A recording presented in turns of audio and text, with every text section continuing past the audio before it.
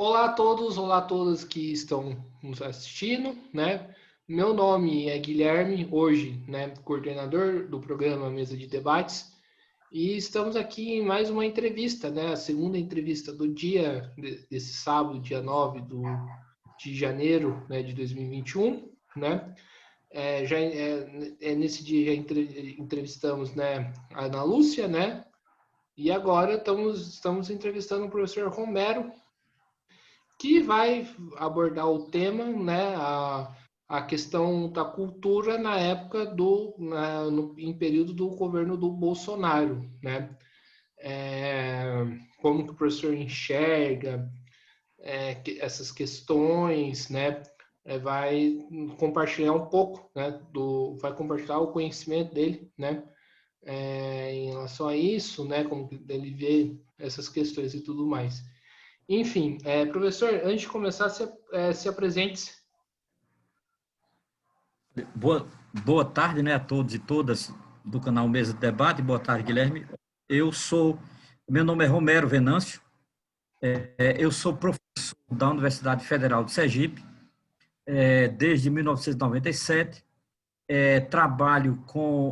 Eu sou do Departamento de Filosofia, e trabalho também na pós-graduação, tanto de filosofia como uma pós-graduação em cinema que tem aqui. Então, oriento na pós-graduação em filosofia e na pós-graduação de cinema, né? E tenho trabalhado com essas temáticas: estética, filosofia da cultura, filosofia política, que é a minha área, né, de intervenção, né? Atuo também fora da universidade, então trabalho de extensão, grupos de extensão.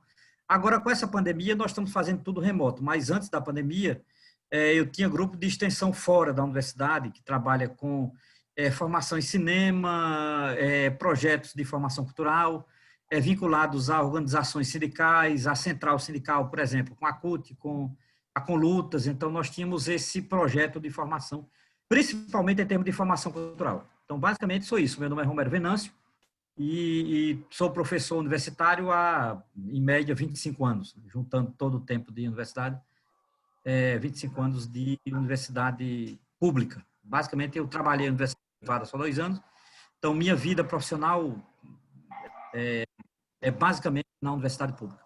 É isso. Professor, então acho que a gente já pode começar, né?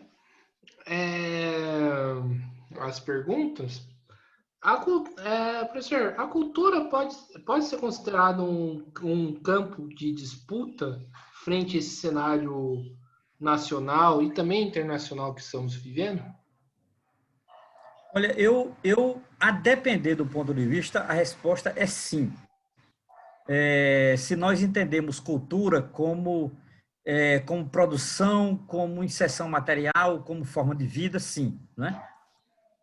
Agora, eu diria que é um momento é um tempo muito nefasto para a cultura, né? Então, assim, há um desprezo pelas produções culturais, há um desprezo pela vida artística, há um desprezo pela vida intelectual, porque a produção cultural está muito vinculada tanto à produção artística como, de certa forma, à produção intelectual. Então, há um momento, esse tipo de ascensão da extrema-direita ou do fascismo, de um modo geral, eles são inimigos da cultura, né? Então, há uma inimizade, há uma hostilidade muito grande a práticas culturais, principalmente do ponto de vista de posições fascistas. Isso desde Mussolini, Hitler e tal.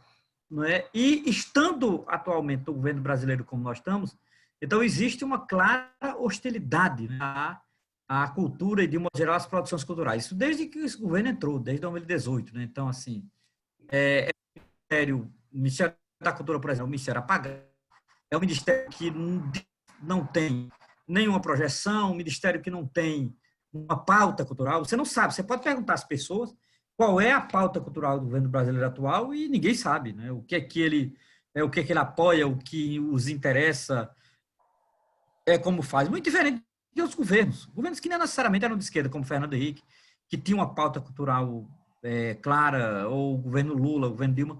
Então, esse governo atual, ele é um governo que tem na cultura apenas uma concepção, eu diria, muito aparelhista, muito tola, muito primária. Então, de fato, resumindo aqui, que não tem projeto cultural. Então, Então, falar em disputa cultural, falar em disputa no campo da cultura, no governo que não tem projeto cultural algum, vira uma coisa estranha, né? Então, é nesse sentido. Por isso que é um problema, não é, a ideia de disputa cultural no governo que não tem projeto cultural algum. É isso.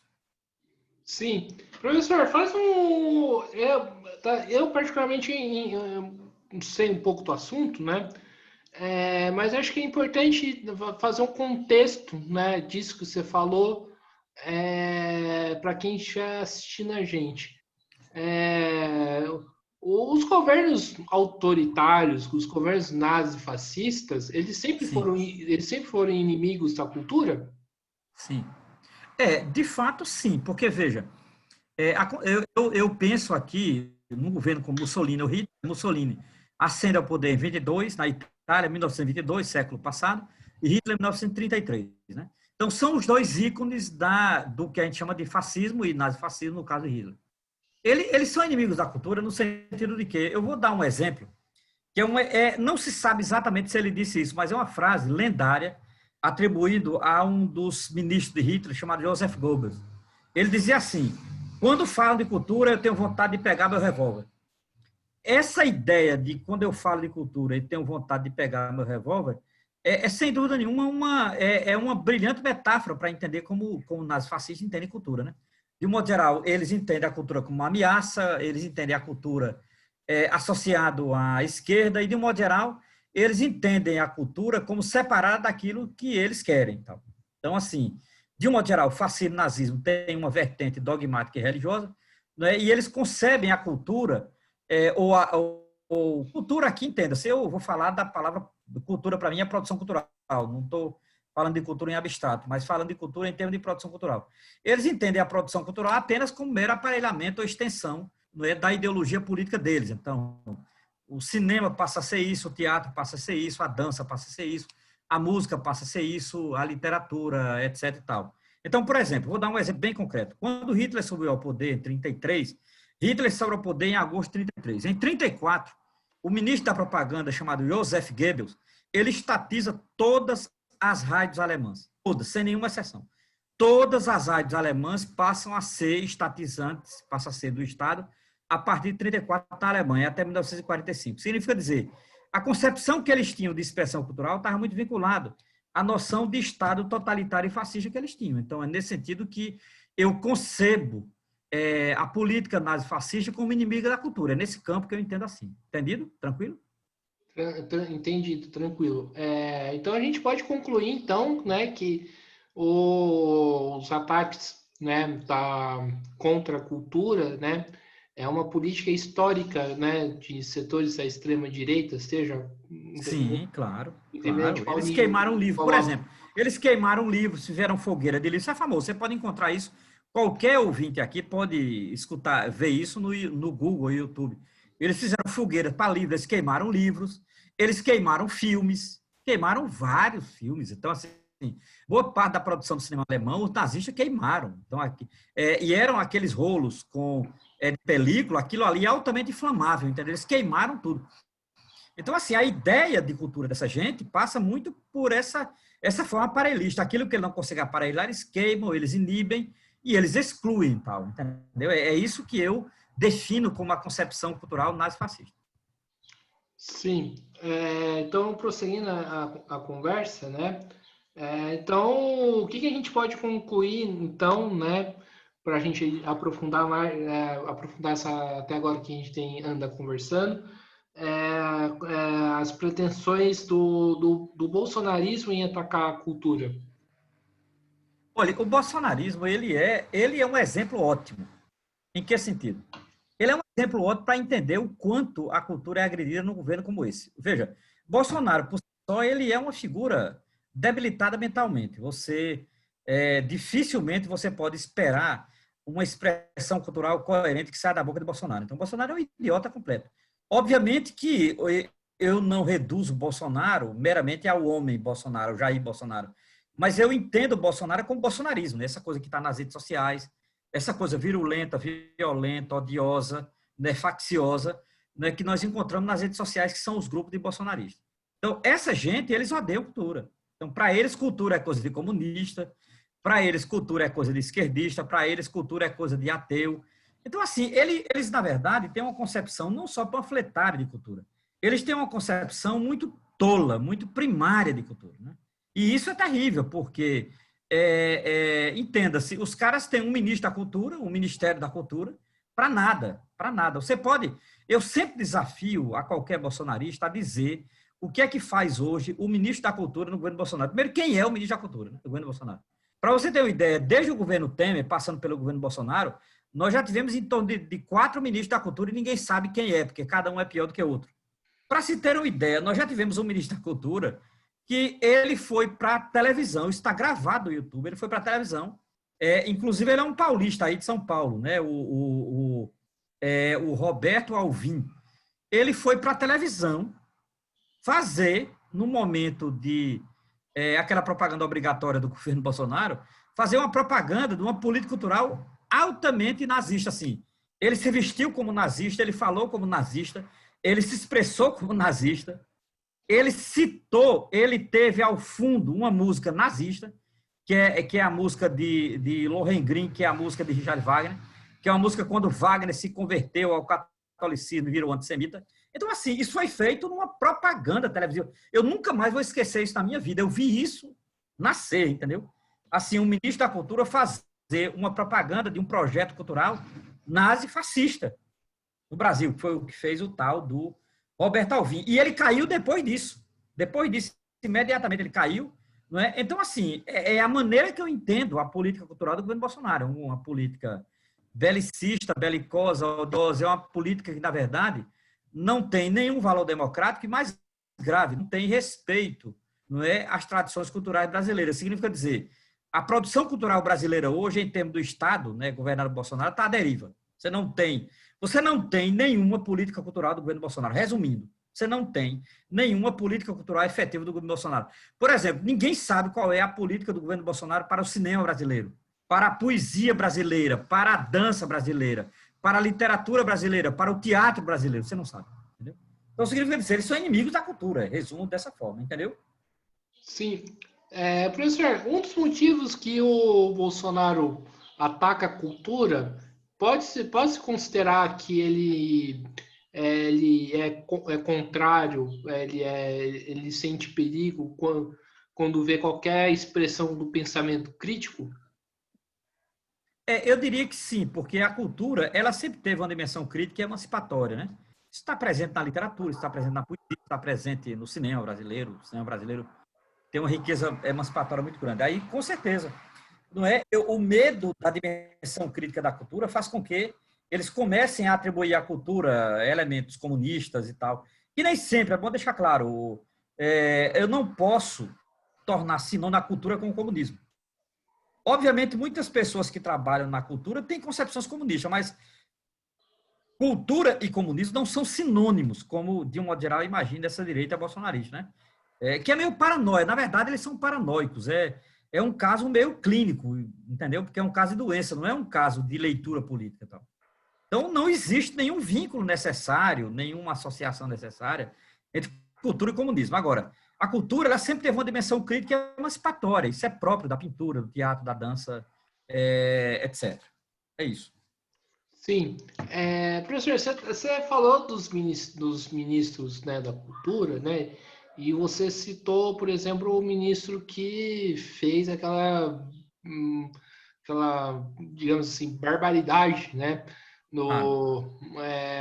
Em rede nacional ao fazer, em última instância, apologia ao nazismo, né? Pelo que eu ando acompanhando, eu quero ver se eu estou correto, se eu estou viajando. O bolsonarismo, ele tenta buscar uma expressão cultural, digamos assim, de uma suposta unidade, uma unificação nacional. Olha, eu diria que eu só tenho uma palavra para isso, que é a estética da violência.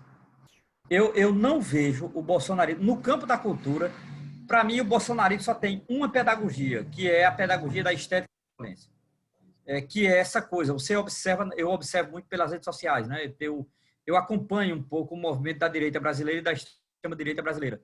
E eu observo o seguinte: as expressões culturais deles sempre estão associadas a uma estética da violência, né? A uma estetização da violência, como dizia o filósofo alemão Walter Benjamin em 1936. Né? Estetizar a política é a característica do fascismo. Então, assim, eu só vejo uma estetização da violência, esse culto da violência. Por exemplo, o culto às armas, o culto a roupas militares, o culto aos militares. Então, a cultura bolsonarista ela é uma cultura marcadamente belicosa e, consequentemente, beligerante. É assim que eu vejo. Sim. Você falou dos ministros da cultura, então a gente pode concluir que o Ministério da Cultura, principalmente para quem estiver assistindo, então está sendo catastrófico. Eu diria que nem isso ele consegue ser, ele é um parasita. Veja, é isso que eu estou desafiando as pessoas que estão acompanhando a gente aqui, o seu canal. Acompanhar qual é o projeto do Ministério da Cultura, quem é o projeto do Ministério da Cultura. Então, assim, o atual, o grande currículo dele, o atual Ministério da Cultura, é ter sido da novela Malhação da Rede Globo. Veja, o critério para ser... É uma coisa ridícula, né? Então, assim, nós tivemos o Ministério da Cultura, Regina Duarte, que não disse a que veio, ficou alguns meses, não falou nada com nada.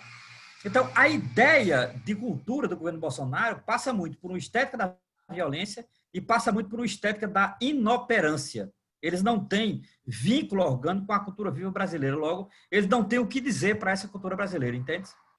Então, é uma espécie, basicamente, de um esvaziamento, né? É um esvaziamento da cultura. Esvaziar a cultura é uma característica deles, exatamente. Porque não tem projeto, não tem autonomia. Quando você olha os governos anteriores, o Ministério da Cultura sobressaía. Vou dar um exemplo aqui, para mim, da melhor experiência de Ministério da Cultura que o Brasil já teve, Gilberto Gil. Gilberto Gil foi um dos melhores ministros da cultura que a história do Brasil já teve. Tinha projeto, tinha proposta, tinha atividades práticas e outra coisa, observava democraticamente todas as esferas da cultura do Brasil, criou um programa que respeitava as regiões. Então, assim, os programas do MIC na época de Gilberto Gil respeitava a região norte, região nordeste, sudeste, etc. Então, assim, é o que não temos agora. Tem um ministro que, de fato, ele não tem um projeto de cultura para esse país. Significa dizer, ele não conhece o país, ele não viaja pelo país, ele não conhece as expressões culturais do país, ele não tem sobre o que propor. E é isso que eu acho muito grave, entendeu? E, na linha do que você falou. É isso. Professor, apesar disso, né, como que a produção cultural, né, de um modo geral, está reagindo a esse governo, do que já tem sido feito até então? Como que a produção cultural está reagindo?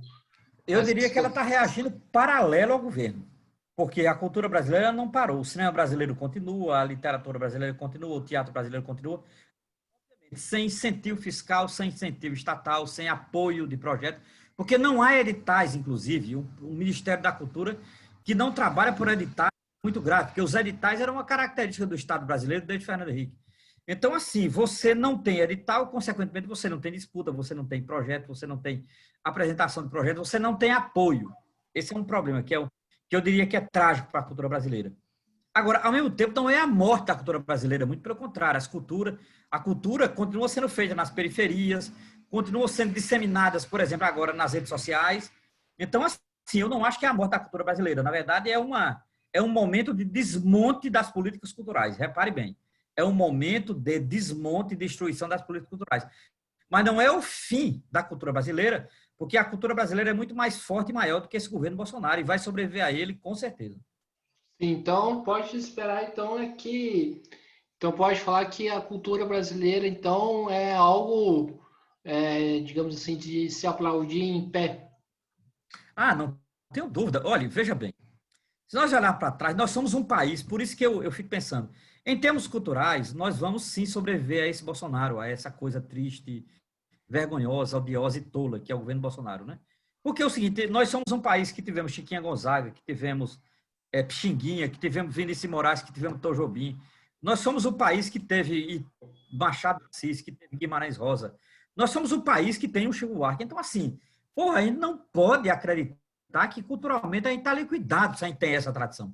Nós temos um manancial cultural na história brasileira que faz com que a cultura brasileira tenha um vigor e não seja apenas uma coisa passageira diante do governo fascista, entende? Entendo corretamente. E, e você acha que, por exemplo, os artistas, né, de modo geral, eles podem ter alguma capacidade de mobilização de massa? Eu diria que já estão tendo. Por exemplo, Criolo tem feito atividade nessa linha, Emicida tem feito atividade nessa linha. Há um tipo de teatro que está sendo mobilizado nas redes sociais, e não só na música, há um tipo de pintura, há um tipo de expressão. Por exemplo, os festivais de cinema continuam sendo realizados aqui pelas redes sociais, né, pelas plataformas, como a gente está aqui agora. Então, assim, veja, o governo ele não conseguiu liquidar a cultura brasileira. O que ele conseguiu fazer foi tirar o apoio, significa dizer, ele limitou demais as produções culturais, mas ele não acabou, porque ele não tem poder para isso, né? Porque a cultura não depende do Estado, a cultura ela é viva independente do Estado. Então, para mim, a cultura brasileira ela está viva nas produções intelectuais, na publicação de livros, no teatro, na dança, na música, na poesia, na literatura. Eu sempre tenho visto aqui nas redes sociais festival de literatura, festival de poesia, congressos literários, congressos musicais, as lives dos cantores são muito interessantes, né? Por exemplo, Mônica Salmazo faz uma live maravilhosa. Eu não sei quando é a temporalidade, mas sei que eu vi algumas lives dessa cantora paulista, que eu acho maravilhosa, acho uma das maiores cantoras brasileiras hoje, Mônica Salmazo. Então, você tem expressões culturais muito interessantes, né? E aí continuam vivos e de certa forma, se pautando nas redes sociais. É isso. Sim. E, professor, acho que é uma coisa que é importante a gente conversar também, né? A gente está no período de pandemia, né? Sim, claro. Que papel que a cultura, né, cumpre nesse período? Olha, eu diria que é um papel importante. Eu acho que agora eu vou ter que fazer aquele tipo de reflexão que os latinos chamam de ad hominem, seria do homem, falar de si mesmo, né? Veja, eu estou nessa pandemia, eu tenho me resguardado desde março, né? E uma das coisas que tem me salvado de uma melancolia, de uma tristeza e talvez de uma depressão é a cultura. O que é que eu entendo por cultura? Eu tenho acompanhado de maneira remota, nas redes sociais, palestras, publicação de livros,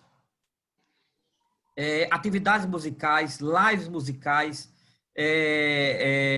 expressões, por exemplo, peças de teatro. O ano passado eu vi umas 2 boas peças de teatro só por aqui, por essa plataforma que a gente está fazendo aqui. Então, nesse sentido, veja, a cultura ela passa a ter um papel tanto político como terapêutico nessa pandemia.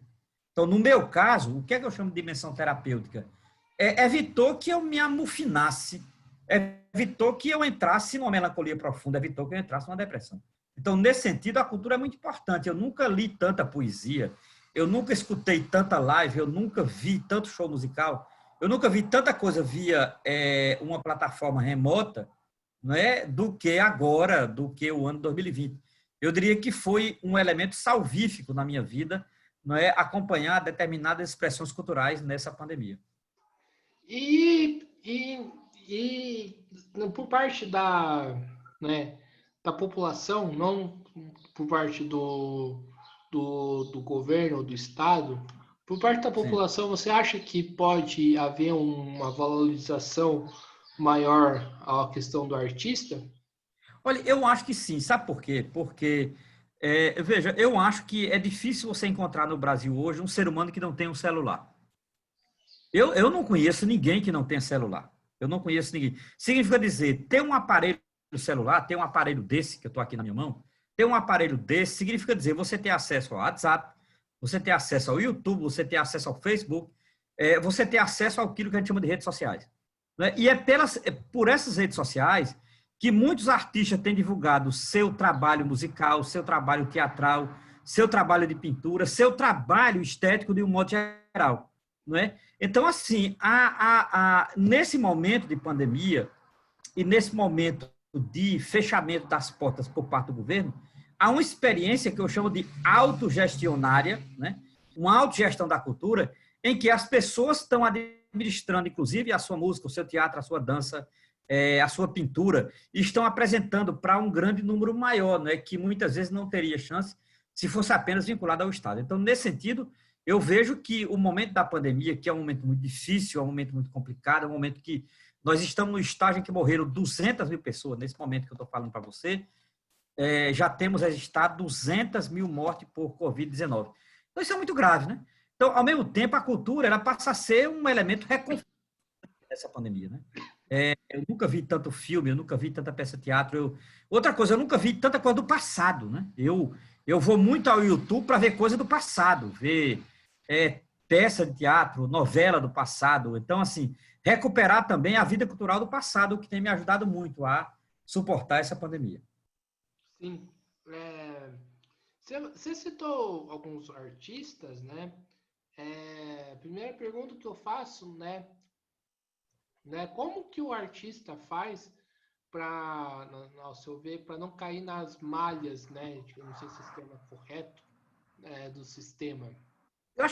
Eu acho que varia muito, porque depende muito do artista. Eu não posso comparar um cantor como Chico Buarque, já consolidado na cultura musical brasileira, com uma pessoa que está começando a sua vida cultural, por exemplo, aqui em Aracaju. É injusto, não tem comparação e é profundamente injusto. Então, eu acho que varia muito do artista e a maneira como ele soube trabalhar a sua condição nessa pandemia. Porque, de fato, muitos artistas, eles perderam casa de show, perderam dinheiro, na verdade, né? Muitos artistas, eles ficaram sem remuneração. Por isso, a luta por uma lei que veio da esquerda brasileira, chamada Lei Aldir Blanc de Cultura. A lei Aldir Blanc de Cultura, ela trabalha com uma hipótese que eu acho fundamental, que é a ideia do financiamento de expressões culturais que nessa pandemia estão tendo dificuldade. Então, significa dizer, eu acho que tem importância sim, né, da cultura nessas redes, nessas plataformas, e tem sido um momento importante, né, para quem está em casa isolado, só, etc. Professor, na sua avaliação, como que um artista, por exemplo, fazer uma arte, assim, digamos assim, de contestar, uma arte tipo crítica, né, Certo. frente à situação que nós estamos vivendo? Olha, eu tenho a impressão que no Brasil sempre houve uma arte assim. Por exemplo, o samba já nasceu criticando o Estado, criticando a polícia, criticando a maneira como o Estado trata os pobres. Então, desde o samba, desde esse gênero musical chamado samba, que a expressão cultural musical ela tem sido crítica do Estado. Mas não só, por exemplo, a literatura. Não é? A literatura brasileira ela é uma literatura muito rica em termos de crítica social. É uma literatura muito realista em termos de crítica social, né? O cinema brasileiro, para mim, é uma verdadeira aula, né, da história crítica brasileira. O cinema brasileiro, desde os anos 60, desde o cinema novo, é um cinema muito importante, né? E assim vai com o teatro, com a dança, com a pintura. A pintura é fundamental. A charge hoje eu acho absolutamente fundamental. As charges, elas são, nas redes sociais hoje, uma espécie de termômetro da situação de crise por que passa o Brasil. Só vendo charge, só vendo meme, eu percebo o quanto esse Brasil está caminhando para uma tragédia. Entende? Então, a expressão cultural ela tem um papel, sim, e tem um papel importante mediado pelas redes sociais. Sim. O filme Bacurau também pode ser incluído nisso aí? Olha, eu acho que Bacurau é a porta de entrada. Bacurau ele foi feito antes do governo Bolsonaro. Na verdade, foi produzido ali no período em que Dilma Rousseff foi golpeada e entra o governo Temer. Então, eu diria que Bacurau está muito mais vinculado ao governo Temer. É um filme, para mim, extraordinário. Eu diria que é um dos melhores filmes da história do cinema brasileiro e é um dos melhores filmes da história do cinema brasileiro contemporâneo. O que é que eu defino como contemporâneo? Os últimos 20 anos da produção cinematográfica brasileira eu defino como cinema contemporâneo, né? E indica muito o poder do cinema produzido no estado de Pernambuco. Hoje, um dos melhores cinemas do Brasil é produzido em Pernambuco, em particular na cidade do Recife, né? É de lá que sai, para mim, os maiores cineastas brasileiros, como, por exemplo, Cláudio Assis, por exemplo, Kleber Mendonça Filho, que é o diretor de Bacurau. Eu acho que é um tipo de cinema que é produzido hoje no Brasil e com um impacto muito grande, porque trabalha muito com temas realistas da cultura brasileira. Então, nesse sentido, o cinema ele tem um papel importante de resistência cultural e, ao mesmo tempo, como no caso de Bacurau, apontar para uma alternativa de sociedade. Qual é o grande projeto de Bacurau no final? É mostrar que a saída é comunitária.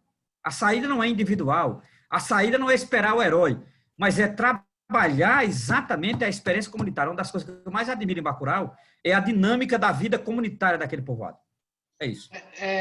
Você falou da questão do cinema brasileiro, né? O cinema brasileiro, de fato, tem muita coisa muito boa, né? Sim. Mas tem uma grande questão, né? Pelo menos que eu vejo, que o cinema brasileiro muitas das vezes tem que concorrer, né? Com o cinema de fora, com as grandes produções, Sim. com as grandes produções de fora. É. Isso deixa o cinema brasileiro, assim, digamos assim, do ponto de vista de projeção, um pouco assim deixado de lado? Eu não diria deixar de lado, eu diria que o cinema brasileiro ele não tem condição de competir com o cinema dos Estados Unidos. E não tem porque não é porque o nosso cinema é ruim, não, o nosso cinema é muito bom, mas ele não tem condição de concorrer com o cinema que vem de um parque industrial, né? Hollywood é um parque industrial cinematográfico. Além do que, o cinema americano ele chega aqui, ele já domina mais de 70% das salas de projeção. Então, enquanto um filme brasileiro tem direito a 4 ou 5 cópias para serem exibidas no cinema, um filme como qualquer super-herói desse dos Estados Unidos tem mais de 20 ou 30 cópias. Então, significa dizer, geralmente é 5, 6, 7 vezes mais do que a produção de cópia no Brasil. Então, assim, o que precisa ser mudado é a política cultural para o cinema no Brasil. Ser mudado radicalmente, né? Esse tipo de política cultural para o cinema no Brasil, ele é nefasto, ele já mostrou que ele é deficiente, ele já mostrou que ele não ajuda o cinema brasileiro, né? Então, nesse sentido, é preciso mudar a concepção de política cultural para o cinema brasileiro. E o que poderia ser feito? Vamos lá. Eu vou dar uma proposta concreta, igualzinha da Argentina. Na Argentina, eles chamam cota de tela. A Argentina tem uma sala de cinema, eu já estive lá, na cidade de Buenos Aires, só exibe filme argentino. Não pode passar, em hipótese alguma, outro cinema que não seja o argentino. Significa dizer, há uma sala de cinema apenas para os argentinos verem o cinema argentino. Primeiro, eu acho que o Brasil deveria ter cota de tela. Isso chama-se cota de tela, né? E outra coisa, limitar, não é proibir, eu sou contra qualquer forma de proibição. Então, eu sou contra que a gente não receba filme americano aqui. Eu acho que deve receber. Agora, deve limitar e deve colocar no lugar que ele deve estar. Então, assim, olha, eu acho uma coisa absurda você ter um filme como Homem-Aranha, sei lá qual parte, e você ter um filme como o de Cláudio Assis, o filme Homem-Aranha tem mais de 20 cópias, Cláudio Assis tem 5 cópias. Isso não pode ser permitido, aí já está errado, entende? Então, é preciso que tenha cota de tela, é preciso que tenha uma programação em que o cinema brasileiro seja exibido nos cinemas, inclusive no cinema de shopping, e é preciso que a gente crie uma cultura para que o brasileiro veja o cinema brasileiro. A primeira coisa fundamental do cinema é que o cinema seja visto, entendeu? Então, nesse sentido, é preciso que haja dispositivos culturais que facilite o acesso e a visão do cinema brasileiro pelos brasileiros e brasileiras. Em São Paulo tem umas salas. São Paulo tem alguns cinemas assim alternativos. São Paulo sempre teve. São Paulo e Rio de Janeiro sempre teve. Sempre teve. Agora, na verdade, São Paulo e Rio de Janeiro não é termômetro do Brasil inteiro, é uma pena, porque eu gostaria que fosse. Eu gostaria que o modelo de cinema paulista ele fosse universalizado para o Brasil todo, né? Por exemplo, São Paulo é uma cidade, para mim, São Paulo é a melhor cidade para o cinema brasileiro e para o cinema mundial. Então, tudo que é de cinema do mundo passa em São Paulo. Tem alguma sala para isso? Você tem sala de cinema em São Paulo que são basicamente sala reservada para determinado gênero e tal. Isso tem muito. Você pega o Reserva Cultural, por exemplo, que fica na Avenida Paulista. O Reserva Cultural, ele só exibe filme basicamente de arte. Ele não está preocupado com filme comercial. Então, é um espaço chamado Reserva Cultural, em que você tem exibições de filmes, basicamente filmes que a gente chama de arte, e não necessariamente filmes que passam no circuito comercial. Então, não interessa ao chamado Reserva Cultural, entendeu? Então, eu não acho ruim, eu acho bom, porque significa dizer, você tem possibilidade de ver outras experiências de cinema que, de um modo geral, você não vê no cinema comercial. Sim, então por exemplo, os cinemas alternativos que existem em São Paulo, eu não sei como que funciona o Rio, porque eu acho que foi 2 vezes da minha vida lá, isso se muito. então o cinema, então essa política de cinema cultural em São Paulo deveria ser mais divulgada? Eu acho que mais divulgada. Para mim, São Paulo, ele sempre teve. É claro que com esses governos do PSDB sempre limitam mais e tal. Mas São Paulo ainda mantém experiência. Olha, São Paulo tinha Festival Internacional de Cinema. Eu estou falando tudo antes da pandemia, né? São Paulo tinha Festival Internacional de Cinema. São Paulo tinha escola de cinema. São Paulo tinha revista de cinema. São Paulo tem uma coisa que eu acho que só São Paulo tem. Eu encontrei uma livraria em São Paulo, na Avenida Augusta, mais especificamente no Itaú Cultural, uma livraria que só vende livro de cinema. Eu não sei se ainda tem, porque eu fui, isso eu estou falando uns 5 anos atrás, quando eu estive em São Paulo, né? Então, Rua Augusta, Itaú Cultural. Dentro do espaço Itaú Cultural, que tem 4 ou 5 salas de projeção, tem uma livraria só com livros de cinema, história do cinema, teoria do cinema, fotografia, etc. Então, nesse sentido, eu acho exemplar. Agora, o problema é que isso fica em São Paulo. Por exemplo, a cidade que eu moro não tem nada disso. Só para você ter uma ideia, Aracaju. Sim, mas assim, o motivo de não ser espalhado isso para o Brasil inteiro é porque que isso abriria Tem uma política governamental, é simples. Sim, Não mas tem política governamental, né? Olha, se você não tem um Ministério da Cultura que atue nisso, você não tem política cultural. É o contrário da Argentina. Olha, eu estou tentando dizer isso há 20 anos que eu digo isso. A Argentina, desde 1993, ela tem um projeto cultural para o cinema argentino. O cinema argentino hoje é um dos melhores do mundo, mas ele não é um dos melhores do mundo por ontem. Ele é um dos melhores do mundo porque há 20 anos, há 30 anos, ele foi preparado para ser o melhor do mundo. Então, assim, em termos de formação, em termos de formação de cineasta, em termos de fotografia, em termos de exibição, você não pode ser um grande cineasta se você não vê filmes. Isso não existe. Não existe. Todo grande cineasta também é um pouco cinéfilo. Então, essa ideia de ser cineasta sem ver filme, isso é piada, isso não existe. Isso é ilusão completa, né? Então agora, para ver filme é preciso que haja uma política cultural principalmente diversificada e que, de certa forma, divulgue o cinema brasileiro. Essa é a questão, né? Mas, por exemplo, um dos motivos, isso abriria uma concorrência, por exemplo, com os Cinemarks da vida? Olha, não é que abriria uma concorrência, seria alternativa a eles. Porque eu não acho que o cinema brasileiro tenha condição de concorrer com o Cinemark. Tem como, o Cinemark é hegemônico, você não tem como concorrer. Agora, você teria que criar um circuito cultural alternativo de cinema. Exibições alternativas, exibições de filmes que não passam no Cinemark. Por exemplo, os filmes de arte, de um modo geral, não passam no Cinemark. O filme brasileiro, de um modo geral, não passa no Cinemark. Você tem que criar uma cultura alternativa do cinema brasileiro. É preciso criar uma experiência cultural alternativa para a exibição do cinema brasileiro. Essa é a minha tese. Sim. E como que você avalia a política da esquerda para o meio artístico? Olha, já teve melhor. Para você ter uma ideia, recuperando a história, o Partido Comunista Brasileiro, ele já teve o que a gente chamou de política cultural dos comunistas. Então, assim, o Partido Comunista Brasileiro ele teve, sim, uma política cultural para o Brasil. Eu diria que a esquerda brasileira, ela muitas vezes não retomou esse projeto cultural dos comunistas, que era um projeto cultural importante de valorização da literatura, do cinema e da arte brasileira de um modo geral. Então, a ideia fundamental que eu vejo, primeiro, é o apoio estatal para a valorização e o incentivo da cultura brasileira, que é o que nós não temos agora. Então, a crise do cinema brasileiro não é a crise do cinema, é a crise advinda pelo governo Bolsonaro. Então, na verdade, a tragédia do cinema brasileiro não é o cinema brasileiro, é Bolsonaro, entende? A gente tem que deslocar essa avaliação, né? Senão a gente não compreende o que está acontecendo. É isso. Sim. E como que funcionava a política do PCB para a cultura? Olha, isso é uma decisão dos anos 50, né? Em um dos congressos dele, eles decidiram, digamos assim, participar efetivamente da cultura brasileira.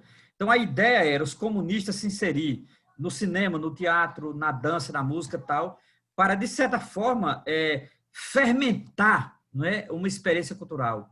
Isso foi feito sim. Não é? O CPC da UNE é fruto da política dos comunistas. Boa parte do cinema novo, o cinema novo nasce com Nelson Pereira dos Santos. Nelson Pereira dos Santos era militante comunista quando lançou o filme Rio 40 Graus 54. Então, assim, os comunistas tiveram uma política cultural no Brasil, né? Uma política cultural voltada para o teatro, para a dança, para a música, etc., para o cinema em particular. O problema foi que essa política cultural dos comunistas ela não se tornou hegemônica, ela se perdeu no meio do caminho. E outra coisa, a gente teve uma ditadura, né?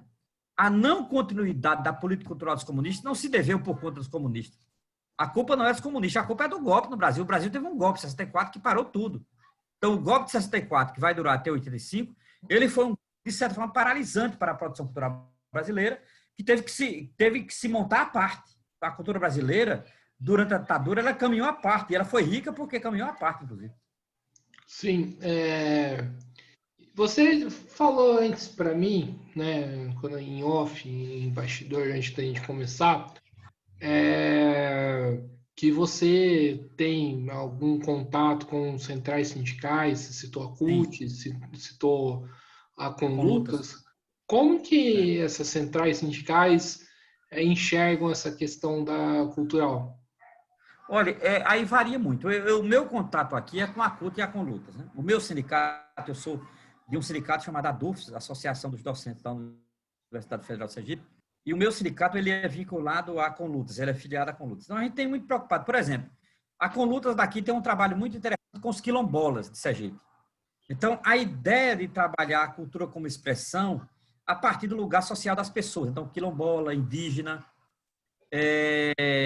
população ribeirinha, etc. Então, a ideia nossa, a minha pelo menos, a partir de reflexão com as centrais, é pensar a cultura para além das centrais, é pensar a cultura como um elemento formador importante, inclusive, para a central sindical.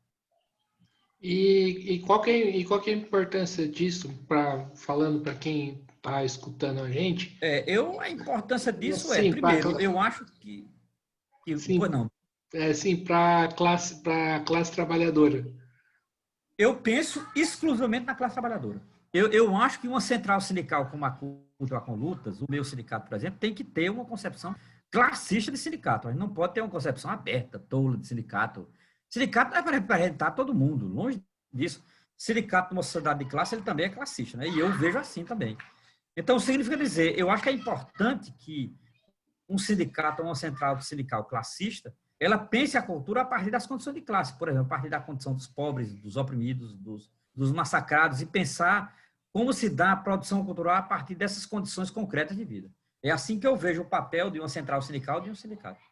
A gente estava da classe trabalhadora, da classe, né, de modo geral, muitas das pessoas elas têm uma visão, quando fala de cultura, bastante elitista em relação à classe trabalhadora, tipo, como se o meu filme iraniano é cultura e a música que o trabalhador escuta não significa cultura, não é cultura. Como que você vê essa questão?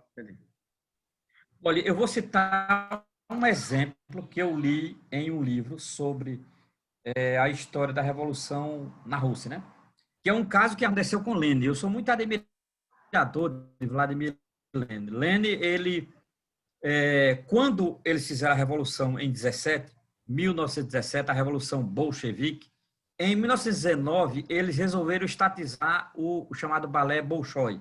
O Bolshoi era considerado, ainda hoje, é um dos maiores balés do mundo, uma das maiores escolas de balé do mundo, que o Bolshoi, inclusive, ele é anterior à Revolução Russa, ele é da época czarista. Então, Lenin percebeu o seguinte, que era importante que o Bolshoi deixasse de apresentar-se apenas em teatro luxuoso, mas que o Bolshoi fosse para as fábricas, né? Aí teve um comunista lá que disse, mas camarada Lenin, levar o Bolshoi para os operários vão entender esse balé. Aí Lenin disse, que eu acho perfeito, Lenin disse, camarada, deixe que os operários decidam. Então, assim, o nosso papel é levar o Bolshoi lá.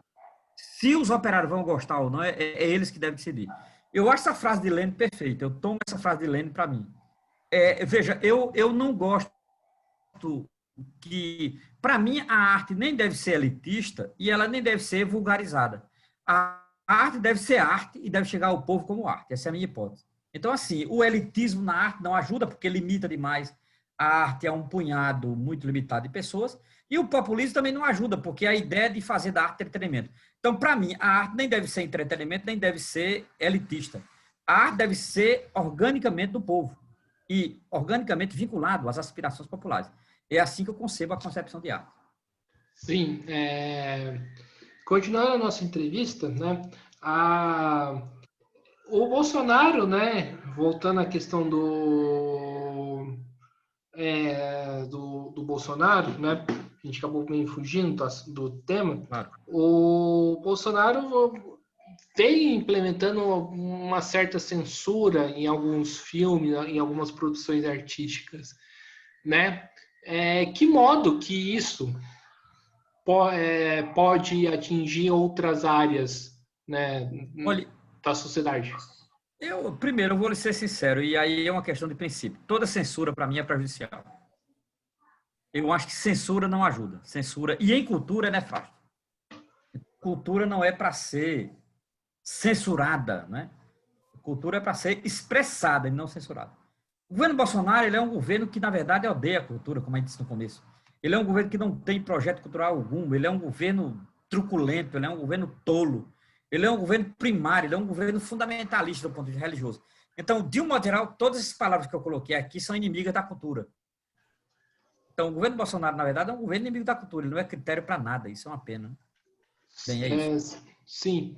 É, e, tipo, e essa censura que o governo Bolsonaro vem fazendo, né, a produção cultural e as pessoas, elas perdem muito com isso, né? É Ah, importante falar sim, claro. Claro. Perde muito, né? Perde show, perde dinheiro, perde condições, é terrível.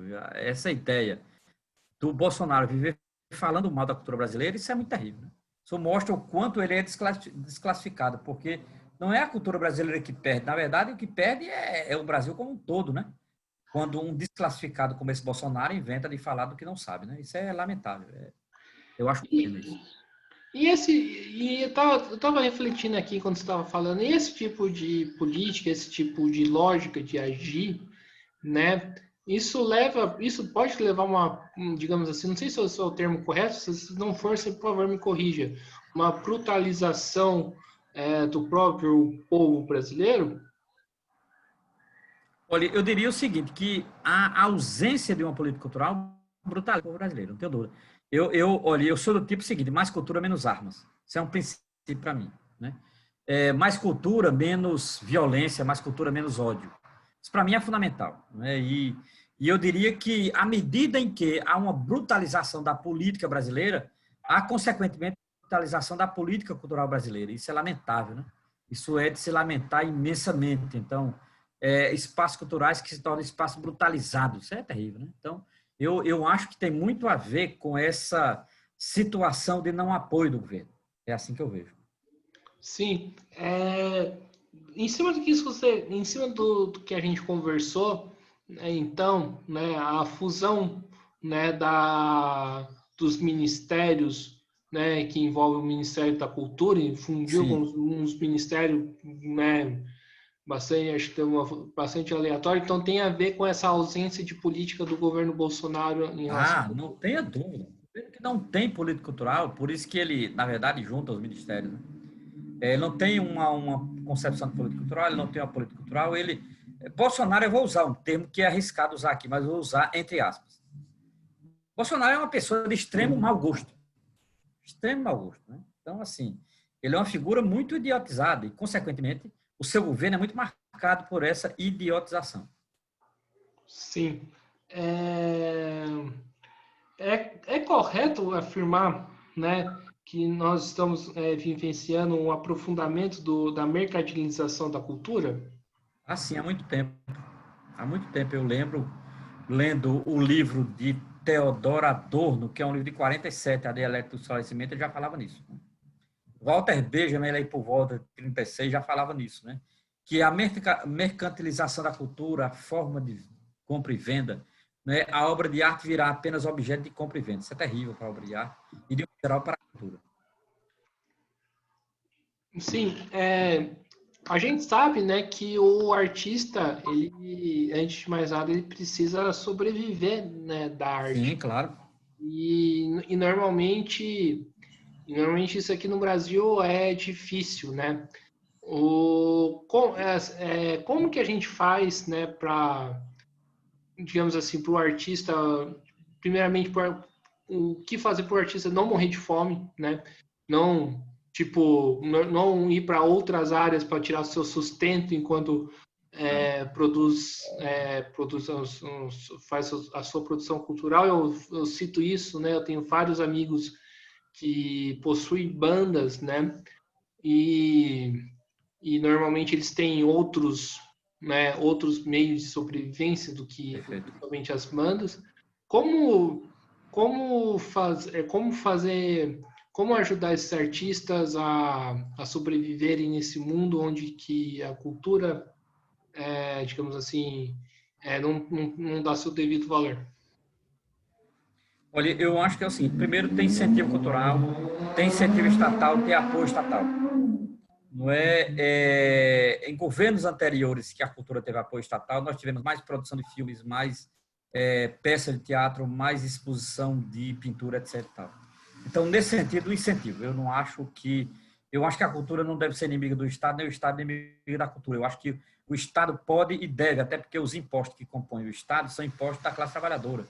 Então, cabe à classe trabalhadora financiar a sua cultura. Então, nesse sentido, a ideia de cooperativas, por exemplo, é fundamental, né, para a proteção cultural, para as expressões culturais e etc. É assim que eu vejo. Sim. E, e ao mesmo tempo, né, como que muitos artistas, digamos assim, poucos, né, conseguem, digamos assim, subir, né, numa pirâmide social e tá lá no topo, né? Pois é, tem E coisa aí que é meio misteriosa, né? Porque é difícil, eu fico pensando sempre, por que um artista faz sucesso e outro não, né? Não depende só de qualidade. Eu acho que tem a ver com qualidade, tem a ver com a ideia de cair no gosto popular, no sentido de que seja uma música que todos compreendam, né? Isso é fundamental. Então, assim, eu acho que tem a ver com o talento do cantor e da cantora, mas tem a ver também como que tipo de sentido concreto ter para eles, né? Porque nem todo cantor é Chico cantor é Gal Costa, né? Então, assim, você está falando, por exemplo, de cantores que trabalham na noite, que estão começando a carreira, que faz um curso de música e mistura um pouco com as experiências de ganhar algum dinheiro para sobreviver, dar aula de música, etc. Então, assim, eu diria que o fundamental é que tenha as experiências culturais, né? Sejam elas feitas pela elite ou sejam elas feitas pela classe trabalhadora com todos os seus limites. Então, a ideia de ter uma expressão cultural, Guilherme, eu acho fundamental. você falou da questão dos artistas, onde uns conseguem fazer mais sucesso do que os outros. A questão do dinheiro também, do investimento, conta? Olha, eu acho que passa, porque não existe celebridade hoje sem dinheiro. Ninguém é celebridade gratuitamente, do nada, entendeu? Então, há uma relativa, digamos assim, por exemplo, a experiência da Rede Globo, eles ganham para isso. Então, assim, a ideia de ter uma política cultural que a emissora garante quando chama fulano ou ciclano para comentar, e que eles são pagos por esses comentários, significa dizer, há uma preocupação séria com a política cultural desse país, eu não tenho dúvida, né? E é importante, e essa preocupação cultural, ela passa inevitavelmente pela formação. A formação é um elemento fundamental para quem faz cultura nesse país. Sim. E hoje a gente vê, né, um conflito, né, entre Bolsonaro e artistas da Globo. Pelo menos cria-se essa ideia de conflito, né? Porque é um governo que sempre busca inimigos, né? Exatamente. Essa ideia que o governo passa de que os artistas, por exemplo, os artistas da Globo são inimigos do governo Bolsonaro, isso é um ataque, por exemplo, a todos os artistas? Não, eu até acho que é um erro do Bolsonaro, porque eles precisam criar fake news, eles são muito mentirosos. Uma característica do bolsonarismo é a mentira, eles são o pai da mentira, né? Então, veja, na verdade é uma meia-verdade, os governos em nenhum momento... Eu acho que a Rede Globo, ela não tem, por exemplo, em todos os artistas, tudo. Tá? De maneira nenhuma, eu acho, olha, o poder da Globo é limitado, ela tem poder? Tem. Mas o poder da Globo sempre foi limitado. Nem tudo sai da Rede Globo, entendeu? Agora, é preciso que o Bolsonaro diga que tudo sai da Rede Globo, porque eles detectaram como inimigo a Rede Globo. Então, eles precisam fazer essa guerra cultural contra a Rede Globo. Mas eu não acho que isso é o caminho melhor, entendeu?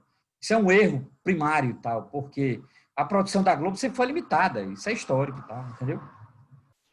Sim, então sim, e essa ideia, né, absurda, então do bolsonarismo é algo, né, criado da própria cabeça do governo, né? É delirante, é delirante. Eu acho que o Bolsonaro delira. Eles precisam criar o inimigo imaginário. Sabe aquela coisa do inimigo oculto, do inimigo imaginário que eu preciso criar para ficar mobilizado? Então, eles criaram um inimigo oculto, um inimigo imaginário, para que as pessoas fiquem mobilizadas para isso. Tal. Mas, na verdade, é uma profunda mentira. Eles não têm essa leitura da Rede Globo, por exemplo. Sim. Professor, indo um pouco já para o último bloco, né, da, da nossa entrevista, que está muito boa o bate-papo, diga-se de passagem, falar um pouco das fake news, né, que em relação à área cultural, uma delas, né, todo mundo sabe que é a Lei Rouanet, né? Claro. Queria que você explicasse para o público o que de fato é essa Lei Rouanet.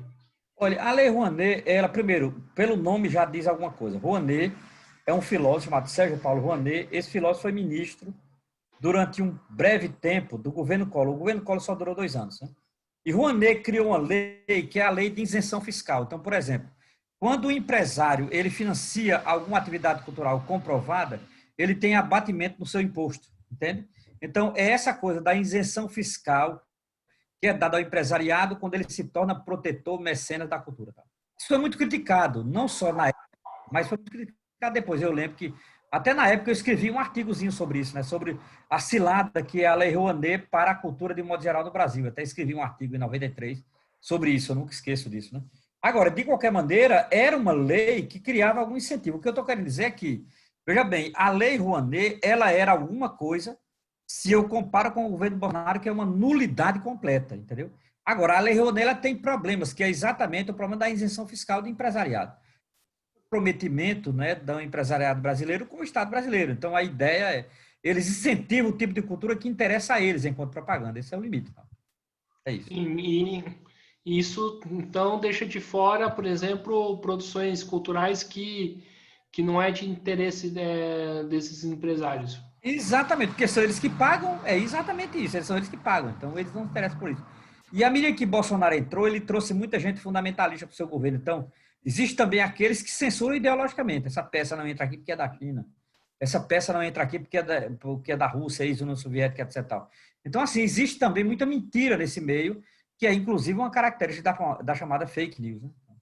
Sim. Então, essa lógica, então, falando para o público, né, de modo geral que tá nos assistindo, independente do conhecimento desse público, então, essa lógica, então, da Lei Rouanet, do Estado, né, bancando grandes artistas, bancando os artistas, como que fala, né, financiamento público, essa é uma falácia, né? Professor?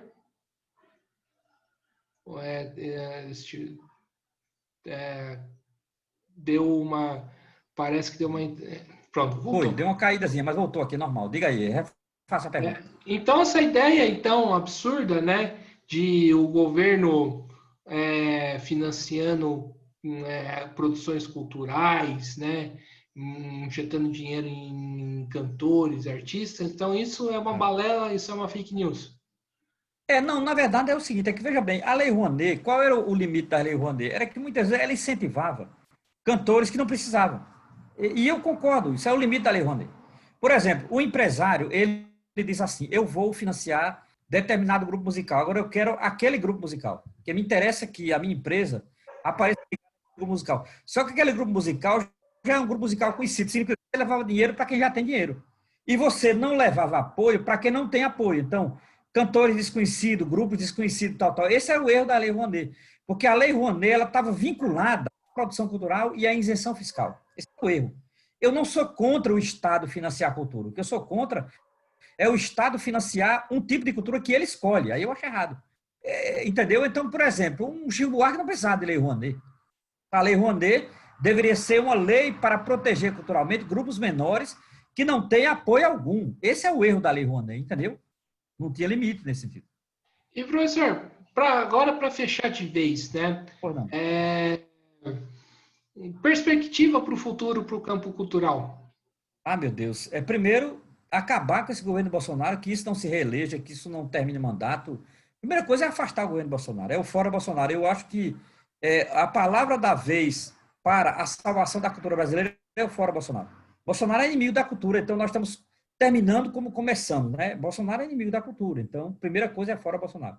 Segundo, entrar um governo minimamente progressista que tenha uma leitura não aparelhista da cultura e que retome o Ministério da Cultura enquanto o Ministério da Cultura do Brasil como um todo, e não ligado a grupos religiosos, etc. E terceiro, que a gente tenha meios para que o povo pobre brasileiro tenha acesso à cultura. Para mim, esse é o maior desafio.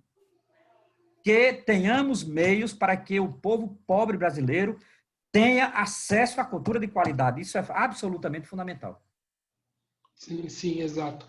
Professor, estamos aqui chegando no final de uma entrevista, né, do programa Mesa de Debates. Primeiramente, quero agradecer por você ter aceitado o convite, né? Foi uma discussão bastante rica, bastante importante, bastante interessante, que acho que ajuda, pelo menos, a esclarecer muitas coisas. Tipo, acho que é importante que um canal abra espaço para discussões culturais, né? Fundamental.